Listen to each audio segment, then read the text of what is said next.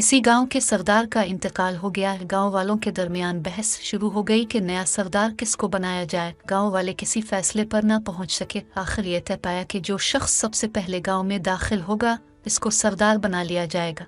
ये सुनकर एक तजुर्बेकार दाना बुजुर्ग ने कहा, यह मुनासिब नहीं है। होना यह चाहिए कि पहले अपने करीबी लोगों में, फिर इलाके में और फिर शहर से बासलाहियत और मुखलिस इंसान को मुंतखब करो।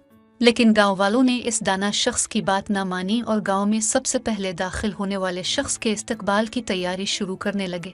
गांव वालों ने अपनी रवायत के मुताबिक खजूर की शाखें अलिफाटे कर और राहों में दरिया बिछाकर आने वाले का इंतजार करने लगे।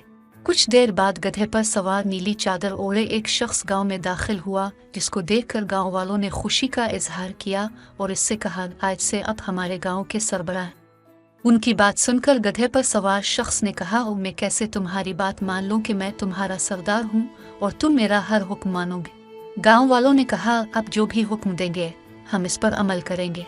गधे पर सवार शख्स ने कहा, मैं तुमको आजमाने के लिए हुक्म देता हूं कि तुम लोगों के पास जो भी सोना चांदी माल विजर है मेरे हुजूर पेश करो। ये हुक्म सुनकर तमाम गांव वाले अपने घरों से सारा माल समेट कर ले आए, जिसको देखकर इस शख्स ने कहा, मैं बहुत थका हुआ हूँ, आराम करना चाहता हूँ, तुम सब लोग जश्न मनाओ। गांव वालों ने इस शख्स को इसकी आरामगाह पर छोड़ दिया। सब लोग जश्न में लग गए और थक कर सो गए। दूसरे दिन जब नए सरबराह को लेने गए तो वो वहाँ नहीं था। वो सारा माल और सब दौलत समेट कर फरार हो चुका था। ये देखकर गांव वालों ने रोना पीटना शुरू कर दिया। जब दाना शख्स ने गांव वालों की ये हालत देखी तो कहा, अब क्या रोना पीटना जब चिड़िया चुग गई खेत। तमाम गांव वालों को अपनी गलती का एहसास हुआ और इस दाना शख्स को बाहमी मशावरत से गांव का नया सरबराह बना लिया गया।